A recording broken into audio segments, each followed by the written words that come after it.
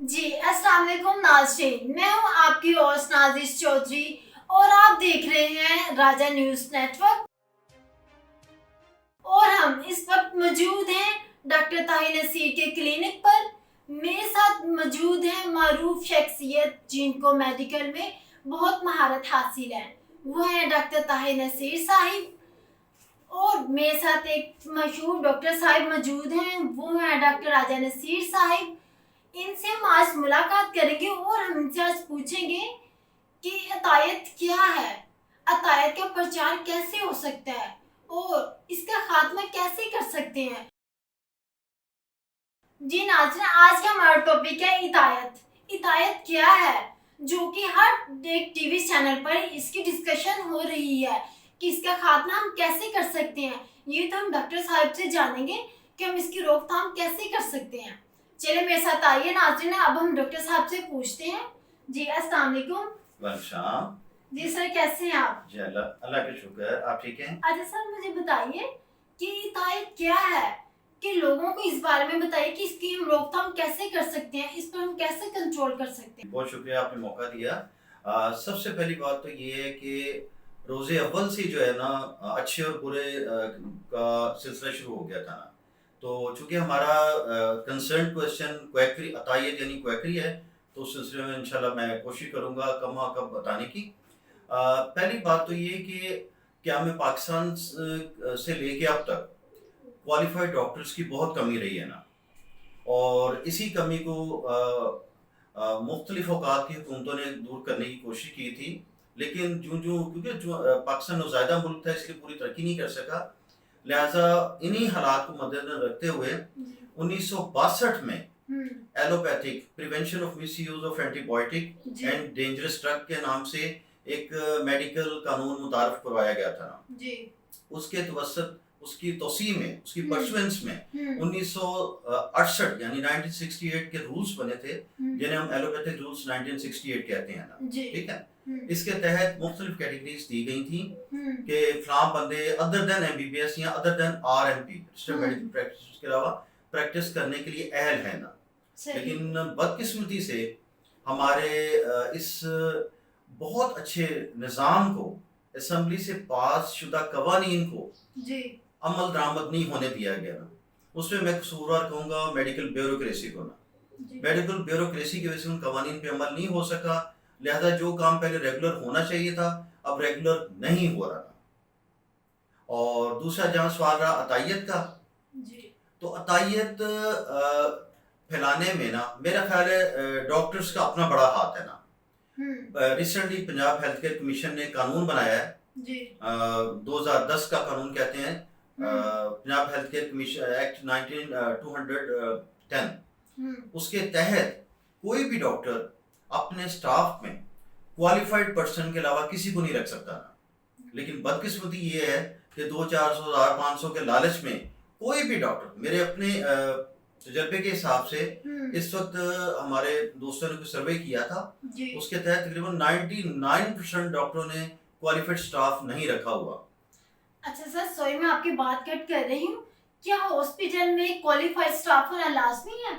بالکل جی، Punjab health care commission کے واضح احکامات ہیں کہ ہاسپٹل تو بڑی دور کی بات، اگر آپ کوئی کلینک بھی کرتے ہیں نا تو اس میں کوالیفائڈ سٹاف کا ہونا مسٹ ہے۔ اگر آپ کوالیفائڈ، بے شک آپ نے ایم بی بی ایس کی ہے، ایم ڈی کی ہے، ایف آر سی ایس کی ہے، اگر آپ نے اپنا سٹاف کوالیفائڈ نہیں رکھا تو آپ نہ صرف عطائی پیدا کر رہے ہیں بلکہ عطائیت پھیلا بھی رہے ہیں اور آپ عطائیت کی وجہ بن رہے ہیں۔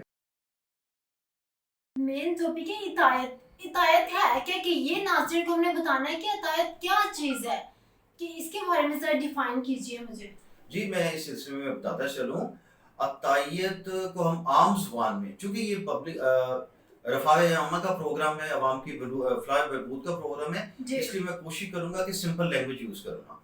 عطیت بیسکلی غلط طریقہ علاج کو کہتے ہیں نا، اور معذرت کے ساتھ اس میں عطائیوں کو تو ہم قصوروار ٹھہراتے ہی ہیں نا، لیکن آپ نے اکثر دیکھا ہوگا کئی ہسپتالوں میں، ہاسپٹلس میں غلط علاج کی وجہ سے آئے دن کوئی نہ کوئی اموات واقع ہوتی ہے نا۔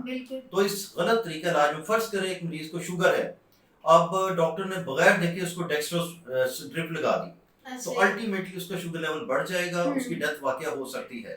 صحیح. اسی طرح اینٹی بایوٹکس کا ہے، ان کو وداؤٹ ٹیسٹ ڈوز دے کے اکثر لوگ لگاتے ہیں. اس میں کئی ہاسپٹل میں ایسا ہوا ہے کہ وداؤٹ ٹیسٹ ڈوز دیے اینٹی بایوٹک لگایا ہے تو اس سے مریض کی موت واقع ہو گئی. تو اسے ہم عطائیت کہیں گے نا، یعنی اچھی طرح مریض کو دیکھے بغیر لاپرواہی کرنا، غفلت کرنا علاج میں. اور دوسرا یہ کہ جو بندے مطلوبہ تعلیمی قابلیت نہیں رکھتے وہ بھی اگر اپنے آپ کو ڈاکٹر کہلوائیں گے، ڈاکٹری کریں گے نا، وہ عطائیت کہلائے گی.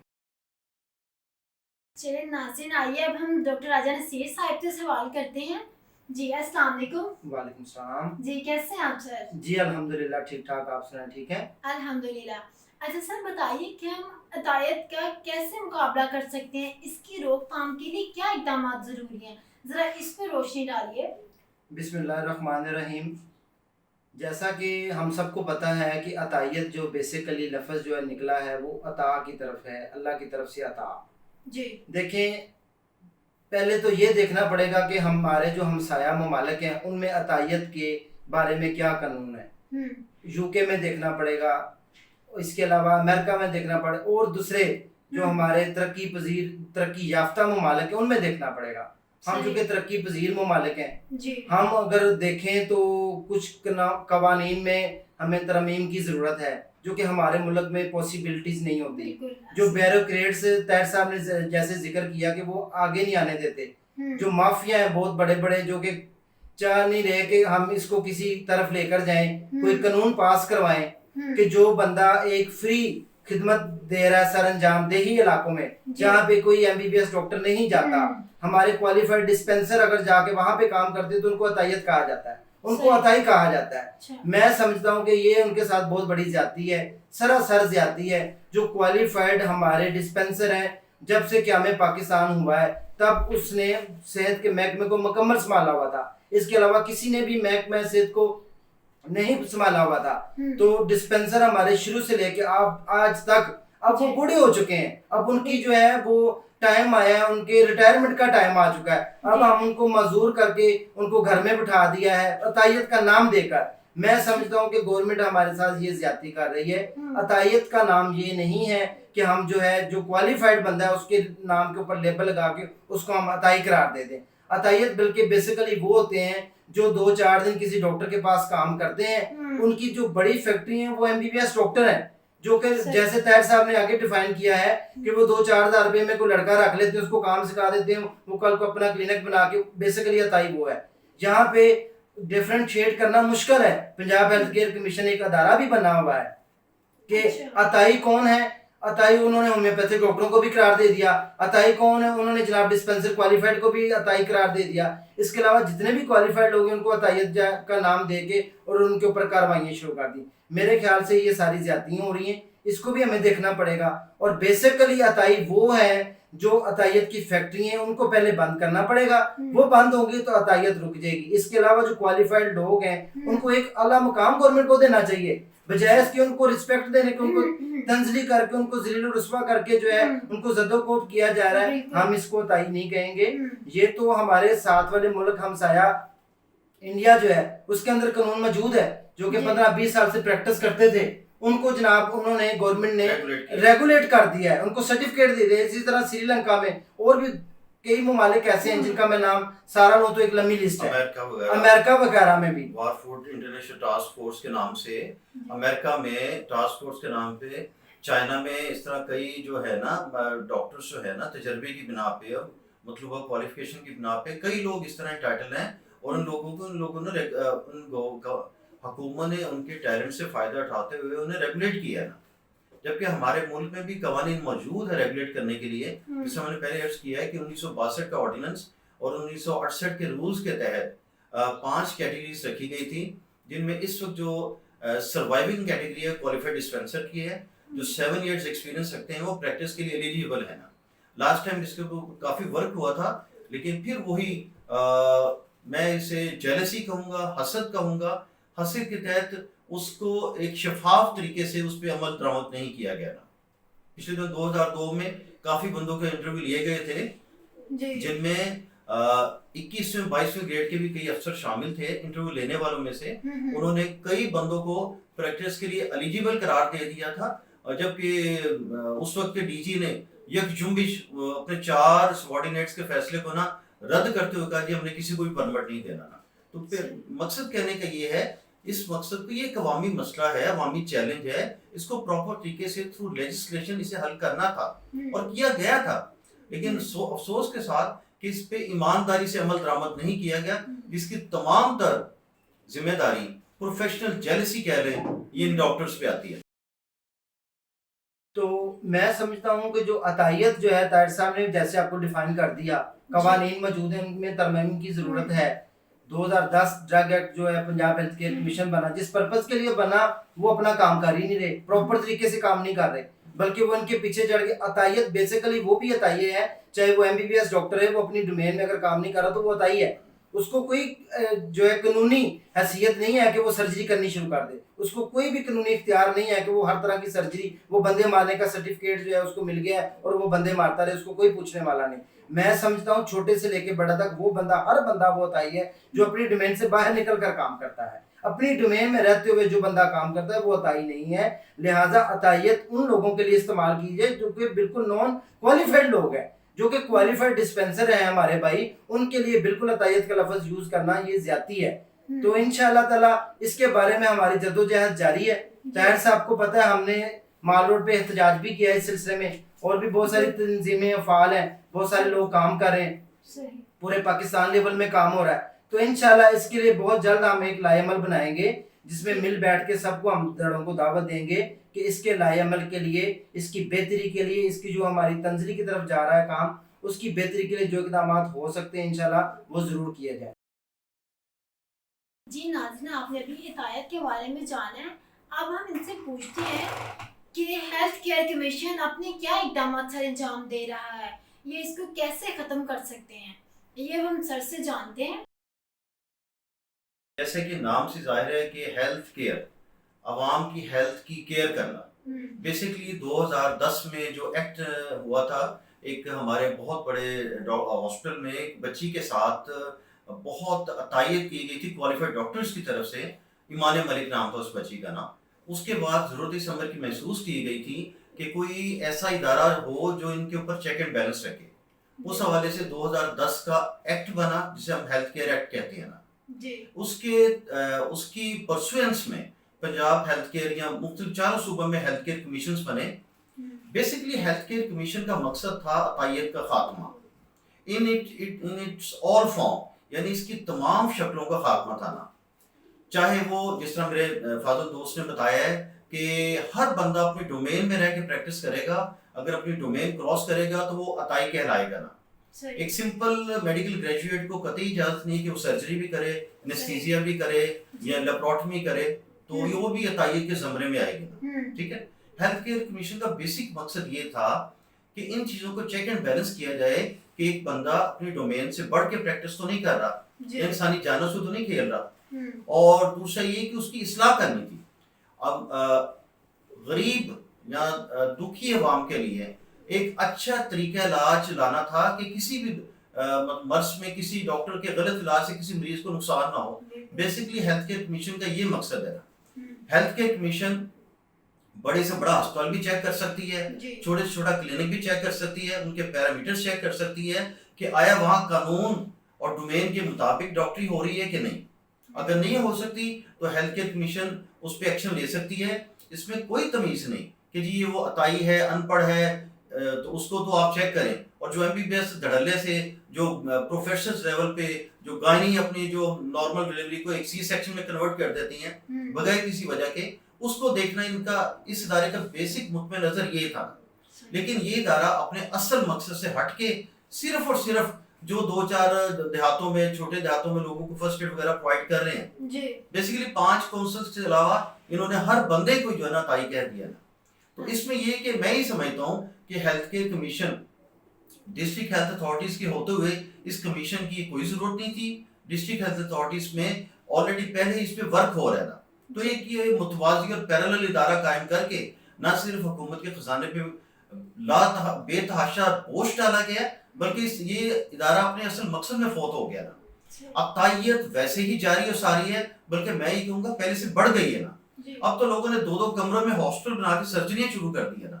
بیسیکلی ہیلتھ کیئر کمیشن کا یہ مقصد تھا کہ پراپر جو پیرامیٹرز دیے گئے تھے جی اس کے تحت کوئی ادارہ قائم کیا جائے, یہ اس کا مقصد تھا, نہ کہ آنکھیں بند کر کے لوگوں کے بند کلینوں کو سیل کر کے چلے جانا. یہ اس کی ذمہ داری میں ہرگز نہیں ہے, اور یہ ماورائے قانون اقدامات کر رہے ہیں. تو سر آپ اب اس کو لے کر حکومت کو کیا میسج دینا چاہیں؟ حکومت سے یہ میسج دیں گے کہ حکومت ہوش کے ناخن لے. ہمارا ملک پہلے ہی بڑی غربت سے گزر رہا ہے, بڑے نازک دور سے گزر رہا ہے. صحیح ہے. اس میں یہ ہے کہ جو پہلے سے میڈیکل قوانین ہیں ان کو پراپر طریقے سے ان کو آپ امپلیمنٹ کریں.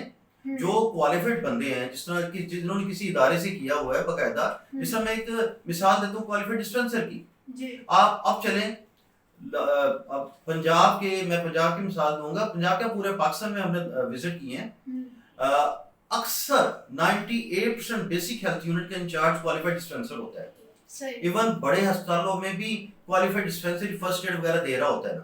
لیکن یہ کیا علم ہوا کہ 2 بجے 3 بجے کے بعد بہت سی مجھے آپ کو تائی کہنا شروع ہو گئے. لہذا ضرورت اس امر کی ہے کہ آپ جس طرح یہ پیرامیڈیکل کونسل بن رہی ہے اس وقت تک جتنے کوالیفائڈ ڈسپینسر ہیں, جتنے کوالیفائڈ لیبارٹری ٹیکنیشینز ہیں, جتنے کوالیفائڈ لیبارٹری اسسٹنٹ ہیں, انہیں اپنی ڈومین میں رہتے ہوئے پریکٹس کرنے سے نہ روکا جائے. اور ایسا کوئی قانون نہیں جو ان کو اپنی ڈومین میں پریکٹس کرنے سے روک سکے. یہ صرف یہ چند کرپٹ قسم کے آفیسرز ہیں جنہیں الفابیٹس کا, میڈیکل کے الفابیٹس کا پتہ نہیں ہے نا. اور میں آپ کے توسط سے حکومت تک یہ پیغام پہنچاؤں گا کہ خدا را میڈیکل جیسے شعبے میں صرف میڈیکل کے ہی بندے ملازمین رکھیں. ایسے بندے ملازمین نہ رکھیں جن کا میڈیکل میں علم بالکل زیرو ہے. ایسی کئی مثالیں موجود ہیں کہ ہیلتھ کیئر کمیشن میں کئی نان میڈیکل نان پروفیشنل بندے اس میں ملازم رکھے گئے ہیں, اور بھاری بھرکم تنخواہیں, بھاری بھرکم خرچے, پیٹرول, ہوٹلوں کے خرچے, اور حاصل کچھ بھی نہیں ہوا. نتیجہ یہ ہوا کہ تعداد پہلے سے بڑھ گئی ہے نا. آئے دن ہم دیکھتے ہیں کہ فلاں ہاسپٹل میں سرجری کرتے ہوئے فلاں ڈاکٹر صاحب تولیہ بول گیا مریض کے پیٹ کے اندر, کینچی بول گیا. ہاں جی, تو یہ میرے نزدیک عوام جو ہم نے جو انالیسس کیا ہے نا, ہیلتھ کیئر کمیشن اپنے بیسک مقصد میں بالکل فیل ہو چکا ہوا ہے, ناکام ادارہ ہو چکا ہے. یہ بیسکلی ایک وائٹ ایلیفنٹ بن گیا نا.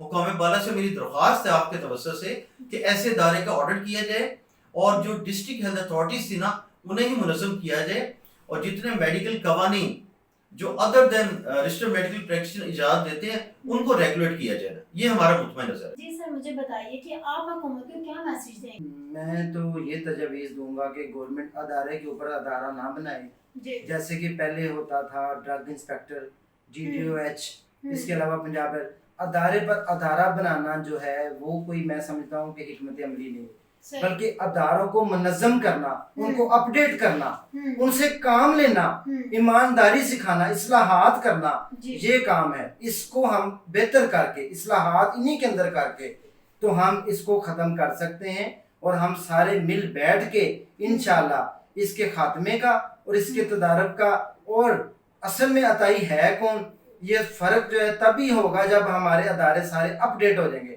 ہمارے جیسے موبائل اپ ڈیٹ مانگتے ہیں نا ہر 3 مہینے کے بعد, ہمارے اداروں کو ضرورت ہوتی ہے اب اپ ڈیٹ ہونے کی.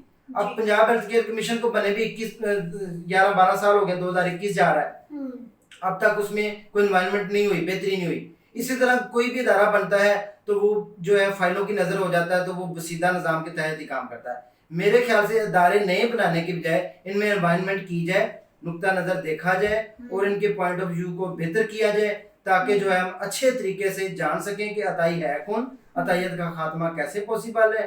اور انشاءاللہ اس کے بارے میں ہم جو ہے اپنے ریگولر پروگرام بھی کرتے رہیں گے, اور ناظرین کو بتاتے بھی رہیں گے کہ اس میں بہتری کیا ہو سکتی ہے. انشاءاللہ طاہر صاحب کی بھی ہم جو ہے ماہرانہ رائے لیتے رہیں گے.